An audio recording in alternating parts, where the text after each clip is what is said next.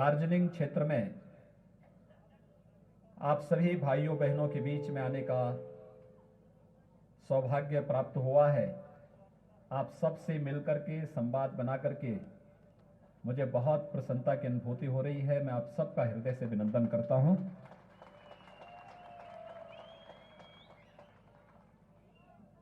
आपके हितों को लेकर के आपके नेताओं ने एक लंबी लड़ाई लड़ी है, लेकिन आपकी भावनाओं के साथ कांग्रेस ने, फिर कम्युनिस्टों ने और पिछले 10 वर्षों से टीएमसी लगातार खिलवाड़ कर रही है। यहां के निर्दोष नौजवानों के साथ जिस प्रकार का व्यवहार इन दलों का रहा है वह अत्यंत दुर्भाग्यपूर्ण रहा है। हम सब जानते हैं कि देश के अंदर अनेक समस्याएं थी 2014 के पहले, क्योंकि 2014 के पहले देश के अंदर जिन लोगों ने ज्यादा समय तक शासन किया था उसमें कांग्रेस और उसके सहयोगी दल ज्यादा थे। उन्होंने समस्याएं ज्यादा दी, वे समस्याओं के समाधान पर विश्वास नहीं करते थे। और आपने देखा होगा 14 के बाद मोदी जी के प्रधानमंत्री बनने के बाद उन समस्याओं का एक एक करके समाधान होता हुआ गया।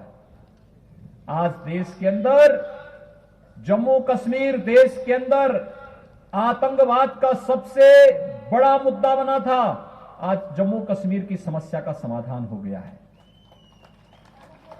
दार्जिलिंग का नौजवान भी अगर चाहेगा आज के दिन कि वह जम्मू कश्मीर के अंदर अपने लिए जमीन और मकान खरीदना चाहता है, कोई आपको रोक नहीं सकता है। आप भी पूरे मजबूती के साथ जम्मू कश्मीर के अंदर अपने लिए जमीन और मकान खरीदने के अधिकारी हो सकते हैं। यह अधिकार मोदी जी ने आपको दिया, यह अधिकार लिया था कांग्रेस ने, लेकिन मोदी जी ने वापस यह अधिकार देश के नागरिकों को दिया। आज जम्मू कश्मीर विकास की प्रक्रिया के साथ जुड़ करके तेजी के साथ आगे बढ़ रहा है। भाइयों बहनों, बोडोलैंड की समस्या, मैं भी असम विधानसभा चुनाव में गया था। कितने तेजी के साथ विकास की इस प्रक्रिया के साथ आज बोडोलैंड आगे जुड़ रहा है। आज वहां का हर नौजवान खुशहाल है। अयोध्या में राम जन्मभूमि पर भगवान राम का भव्य मंदिर बने, 500 वर्षों से हिंदू समुदाय इसके लिए लड़ रहा था, लेकिन आजादी के बाद भी कांग्रेस इस मुद्दे को उलझाती थी, लड़ाती थी। मोदी जी आए, सभी बाधाओं को दूर किया और आज अयोध्या में भगवान राम की भव्य मंदिर के निर्माण का कार्य भी प्रारंभ हो चुका है। भाइयों बहनों, ऐसे ही बंगाल विधानसभा का चुनाव बंगाल की समस्याओं के समाधान के साथ साथ दार्जिलिंग क्षेत्र में गोरखा समुदाय की समस्याओं के समाधान का भी एक माध्यम बनना चाहिए। और यही अपील करने के लिए आज मैं आपके बीच आया हूं। आखिर क्यों इन दलों ने पहले इस समस्या के समाधान में रुचि नहीं ली? क्योंकि इनके हित जुड़े हुए थे, इनके द्वारा शोषण किया जाता था, विकास के नाम पर आने वाले पैसे में लूट खसोट मची हुई थी। यहां की भरपूर प्राकृतिक संपदा को, जिसको आपके पूर्वजों ने संरक्षित किया था, उसका वे दोहन करना चाहते थे और आपके पूर्वजों ने उस लड़ाई को लड़ करके उसका दोहन नहीं करने दिया तो उन पर अत्याचार होना प्रारंभ हुआ था। आज उस समस्या का समाधान करने के लिए ही कि भारत के संविधान के दायरे में रह करके हम यहां की समस्या का समाधान करेंगे, भारतीय जनता पार्टी इस बात का आश्वासन देने के लिए आपके बीच आई है। आपने श्री राजू बिष्ट को यहां से सांसद बनाया, वे यहां से आपकी समस्याओं को देश के सर्वोच्च मंच पर रखते हैं। विकास की योजनाओं को लेकर के यहां पर आ रहे हैं। लेकिन जब भारतीय जनता पार्टी का एमएलए भी यहां से चुनाव जीतेगा, बंगाल के अंदर भारतीय जनता पार्टी की सरकार बनेगी, तो डबल इंजन की सरकार की गति भी कई गुना होती है। ये वैसे ही जैसे उत्तर प्रदेश के अंदर आज है। आज आप उत्तर प्रदेश के अंदर विकास की प्रक्रिया को जोड़ते हुए देख सकते हैं। उत्तर प्रदेश 4 वर्ष पहले उत्तर प्रदेश के बारे में कहा जाता था कि यहां अराजकता है, गुंडागिर्दी है, दंगा होते हैं, पर्व त्योहार शांतिपूर्ण ढंग से नहीं मनाए जा सकते। लेकिन 4 वर्ष के अंदर उत्तर प्रदेश के अंदर एक भी दंगा नहीं हुआ। भाजपा आने के बाद दंगे समाप्त हुए। हर पर्व और त्योहार शांतिपूर्ण ढंग से मनाए जा रहे हैं। कुंभ का आयोजन हम लोगों ने प्रयागराज की धरती पर किया था। गंगा, यमुना, सरस्वती के त्रिवेणी पर 24 करोड़ से ज्यादा श्रद्धालु वहां पर आए थे। 24 करोड़ से ज्यादा। अयोध्या में भगवान राम के भव्य मंदिर के निर्माण का कार्य प्रारंभ हो चुका है। और आज विकास की किस तेजी के साथ उत्तर प्रदेश आगे बढ़ रहा है। आप अनुमान करिए, उत्तर प्रदेश में 4 वर्ष के अंदर 40 लाख गरीबों को एक आवास उपलब्ध हो गया है। 1 करोड़ 38 लाख गरीब परिवारों को निःशुल्क विद्युत के कनेक्शन, 1 करोड़ 57 लाख गरीबों को रसोई गैस के निःशुल्क कनेक्शन, 2 करोड़ 62 लाख गरीब परिवारों को एक शौचालय, 6 करोड़ गरीबों को 5 लाख रुपए सालाना आयुष्मान भारत की सुविधा, जिसमें 5 लाख रुपए हर वर्ष उन परिवारों को स्वास्थ्य बीमा के लिए सरकार के द्वारा उपलब्ध कराए जा रहे हैं। 2 करोड़ 42 लाख किसानों को प्रधानमंत्री किसान सम्मान निधि में 6,000 रुपए हर वर्ष उपलब्ध कराए जा रहे हैं। भाइयों बहनों, 14 करोड़ गरीबों को अकेले उत्तर प्रदेश के अंदर मुफ्त में राशन उपलब्ध करवाने का कार्य किया जा रहा है। ये काम गरीब कल्याण के हैं। आपने देखा होगा, बंगाल के अंदर भी पंचायत चुनाव हुए थे, कितनी हिंसा हुई थी। लोकल बॉडी के इलेक्शन में कितनी हिंसा हुई थी। और इस समय उत्तर प्रदेश के अंदर चुनाव चल रहे हैं, आपने एक भी जगह हिंसा नहीं देख रहे होंगे। मैं बंगाल में प्रचार कर रहा हूं, उत्तर प्रदेश में शांतिपूर्ण तरीके से चुनाव चल रहे हैं। यह है परिवर्तन। इंफ्रास्ट्रक्चर हमने नेपाल को, बिहार को, छत्तीसगढ़ को, झारखंड को, मध्य प्रदेश, राजस्थान, उत्तराखंड, हरियाणा, दिल्ली, इनसे जुड़ी हुई उत्तर प्रदेश की पूरी सीमाओं में जितने भी हमारे मार्ग थे, उनको 4 लेन की कनेक्टिविटी से जोड़ा है। 5 नए एक्सप्रेसवे उत्तर प्रदेश के अंदर बन रहे हैं। ये 5 एक्सप्रेसवे उत्तर प्रदेश की इकोनॉमी को बढ़ाने वाले, उत्तर प्रदेश की प्रति व्यक्ति आय को कई गुना बढ़ाने की वादा रखते हैं। एयर कनेक्टिविटी को बेहतर किया है। ये सब इसलिए संभव हो पाया है क्योंकि प्रधानमंत्री मोदी जी का बरदहस्त और उनका मार्गदर्शन है और उनका सहयोग है। उत्तर प्रदेश के अंदर भाजपा की सरकार है और डबल इंजन की सरकार विकास की प्रक्रिया को तेजी के साथ आगे बढ़ाती है, तो उत्तर प्रदेश की 24 करोड़ जनता के जीवन में खुशहाली लेकर आती है। और यही तो हम बंगाल के लिए भी कहना चाहते हैं। आखिर दार्जिलिंग और उसके इन क्षेत्रों की कितनी प्राकृतिक सौंदर्य है इसमें। ये प्राकृतिक सौंदर्य यहां पे पर्यटन की संभावनाओं को भी आगे बढ़ाता है। ये पर्यटन, ये प्राकृतिक सौंदर्य हेल्थ एंड वेलनेस के नए स्पॉट के रूप में हेल्थ टूरिज्म को भी आगे बढ़ाने का एक मादा यहां पे रखता है। और मैं तो कह सकता हूं, यहां पे भाजपा की सरकार होती तो टूरिज्म में यूरोप और स्विट्जरलैंड आपसे कई पीछे छूट जाता। दार्जिलिंग नंबर 1 पर देश और दुनिया के अंदर आ गया होता।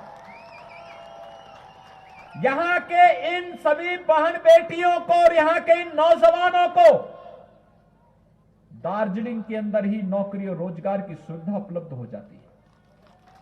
इनको कहीं बाहर जाने की आवश्यकता नहीं थी, दुनिया आपके पास आती।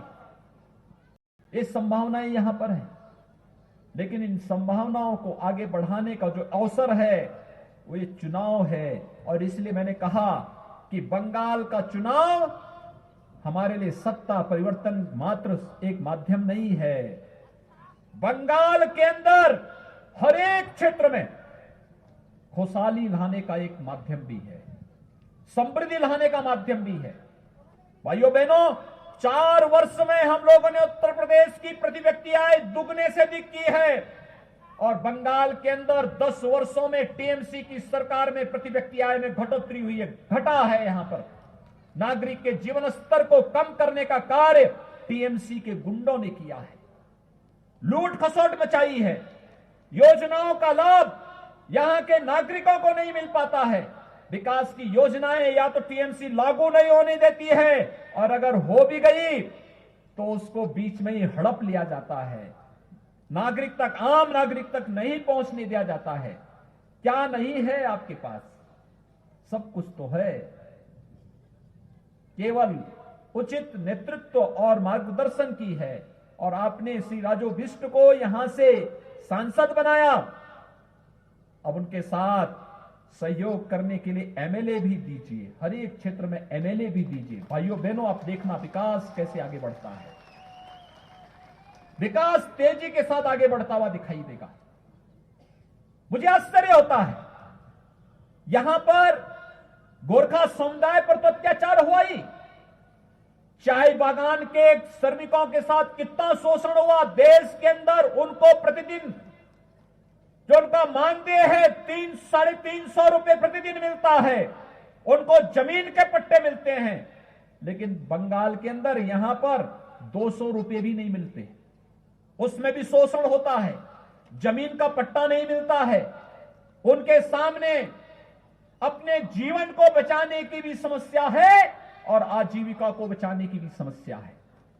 जीवन और जीविका दोनों को बचाने के लिए भारतीय जनता पार्टी आपके बीच में काम करना चाहती है और इसी के लिए आज हम सब आपके बीच आए हैं। भाइयों बहनों, जो पार संभावनाएं यहां पर है टूरिज्म के साथ साथ, आखिर यहां पे यूनिवर्सिटी क्यों नहीं बननी चाहिए? क्यों नहीं बननी चाहिए? अगर अच्छी सरकार होती, बंगाल के अंदर विकास की सोच वाली सरकार होती, तो जैसे उत्तर प्रदेश के अंदर 2 एम्स बन रहे हैं, 4 वर्ष में 30 नए medical college, government medical college हम लोग बना रहे हैं, 30 मेडिकल कॉलेजेस नए बना रहे हैं, एम्स, आईएम, आईआईटी, इंफ्रास्ट्रक्चर के लिए नए एयरपोर्ट जैसे उत्तर प्रदेश के अंदर बन रहे हैं, ऐसे ही बंगाल के अंदर रुचि लेने वाली सरकार होती तो उनका लाभ बंगाल के नागरिकों को, दार्जिलिंग के नागरिकों को भी मिला होता। लेकिन दीदी तो हर काम के लिए चिढ़ जाती है, नाराज हो जाती है, इस कदर होती है कि अब तो गरीबों का राशन तो इन्होंने लूटा ही, यहां के जीवन पर तो इन्होंने संकट डाला ही, आजीविका पर भी डकैती डालने का काम किया और आजीविका के साथ साथ आस्था के साथ भी खिलवाड़ किया। यानी दीदी पहले दुर्गा पूजा रोकती है, फिर सरस्वती पूजा रोकती है और अब तो कहती है कि जय श्री राम बोलोगे तो जेल में डाल देंगे। बंगाल के अंदर अजीब सी स्थिति पैदा करने का प्रयास हो रहा है। बंगाल की धरती तो हमारे लिए बड़ी पवित्र धरती है, आध्यात्मिक गुरुओं को देने वाली धरती है। रामकृष्ण परमहंस, स्वामी विवेकानंद, एक लंबी श्रृंखला चलती है। गुरुदेव रविंद्रनाथ टैगोर, बंकिम चंद्र चट्टोपाध्याय, भारत को राष्ट्रगान और राष्ट्रगीत देने वाली धरती है बंगाल की धरती। लेकिन आज दीदी कहती है कि जय श्री राम बोलोगे तो जेल के अंदर डाल देंगे। मैं ये शब्द सुनना नहीं चाहता। पता नहीं दीदी ऐसे क्यों चिढ़ रही है, लेकिन मैं एक बात को मानता हूं और भाइयों बहनों मैं आप सबसे भी कहूंगा, अयोध्या में राम जन्मभूमि आंदोलन के साथ हम जुड़े रहे हैं, शुरू से जुड़े रहे हैं। 1949 में जब रामलला का प्रकटीकरण हुआ था, गोरखनाथ मंदिर ने उस आंदोलन को लीड किया था। मेरे पूज्य गुरुदेव और मेरे पूज्य दादा गुरु इस आंदोलन के साथ शुरू से जुड़े रहे हैं, उस आंदोलन को नेतृत्व प्रदान करते थे। और मैंने इस बात को महसूस किया है, जिसने भी राम का विरोध किया, वो चाहे रामायण काल में किया होगा और चाहे आज के इस काल में कर रहे हैं, उसकी दुर्गति तय है।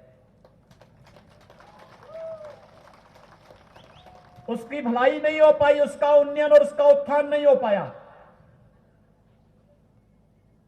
लेकिन कब टीएमसी के लोगों की समझ में यह बात आएगी? उत्तर प्रदेश के अंदर देख रहे होंगे, जिन लोगों ने राम भक्तों पर गोलियां चलाई थी, जिन लोगों ने भगवान राम का विरोध किया था, आज उनकी क्या दुर्गति हो रही है। लेकिन बंगाल के अंदर भी अगर राम का विरोध करोगे तो बंगाल की जनता और दार्जिलिंग की जनता इसे बर्दाश्त नहीं करेगी। और यही तो यहां पर बंगाल के अंदर जब मैं आ रहा था, अभी यहां पर ये 12 से 15 किलोमीटर इस पहाड़ी रास्ते से आते हुए जब मैं आपके बीच में पहुंचा हूं, जहां भी मैं देखता था माताएं, बहनें, नौजवान, यहां के नागरिक, आम नागरिक जो सड़कों पे था, जैसे ही मुझे देखता था अभिवादन करता था जय श्री राम का। हर ओर से एक ही नारा था, जय श्री राम का। और भाइयों बहनों, हमारे यहां तो राम के बगैर कोई यात्रा होती ही नहीं है। जन्म लेते हैं, बच्चा जन्म लेता है, अखंड रामायण का पाठ हो जाता है।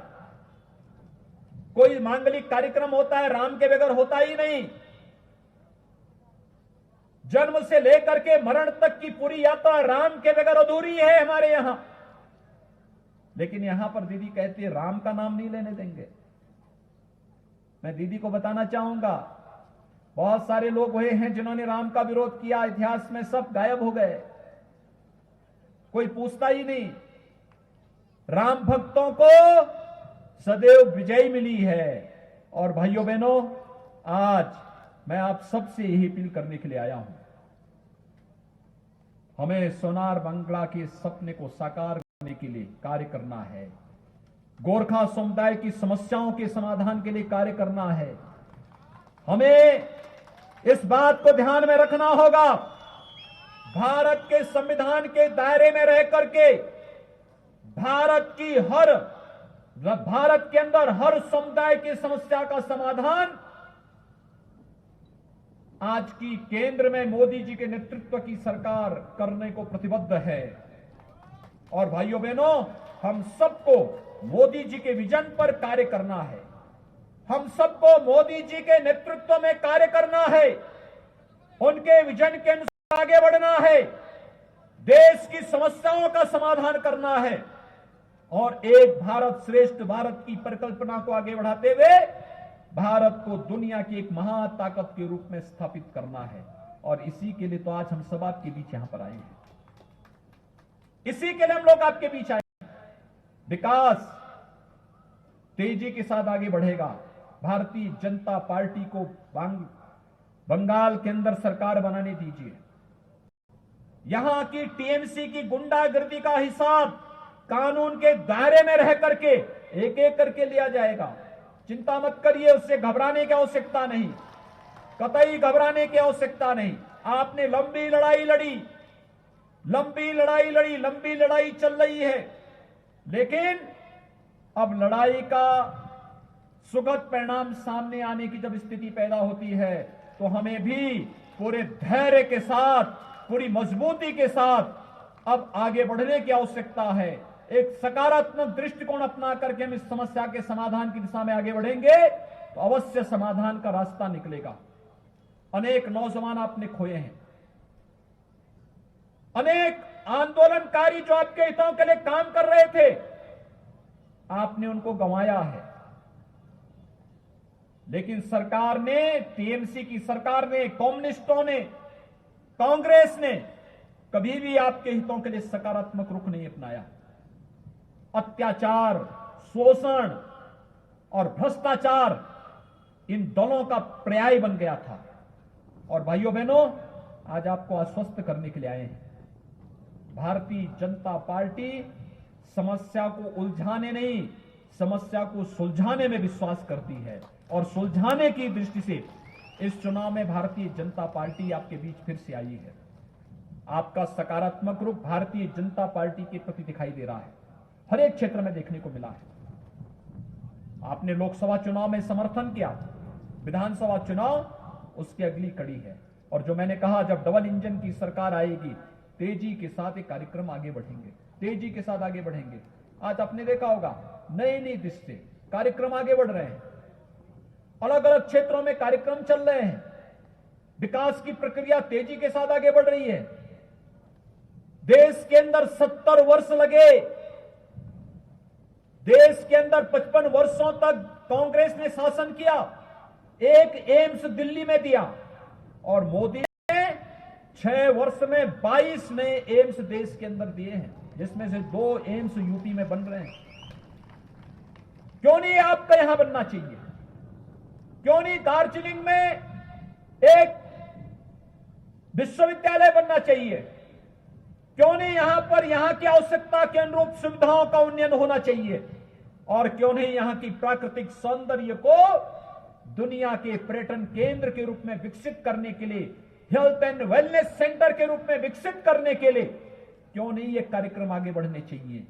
ये बढ़ने की इच्छा शक्ति के लिए उस प्रकार के जनप्रतिनिधि और उस प्रकार की सरकार होनी आवश्यक है। और उस प्रकार की सरकार के लिए आपके बीच में आपका समर्थन प्राप्त करने के लिए, भारतीय जनता पार्टी के प्रत्याशी के पक्ष में समर्थन प्राप्त करने के लिए आज हम सब आपके बीच भाइयों बहनों यहां पर आए हैं। मैं आप सबसे अपील करूंगा, श्री विष्णु प्रसाद शर्मा को भारतीय जनता पार्टी के प्रत्याशी के रूप में आपके बीच आए हैं, इन्हें भारी बहुमत से विजयी बनाने की अपील आप सबसे करने के लिए आया हूं। श्री विष्णु प्रसाद शर्मा को आप लोग सही समर्थन देंगे? दोनों हाथ उठाइए, इधर से भी, उधर से भी, सभी ओर से, ऊपर से भी, जहां है वहां से, सभी ओर से दोनों हाथ उठाइए। दोनों हाथ उठा के मेरे साथ बोलेंगे, जय श्री राम, जय श्री राम, जय जय श्री राम।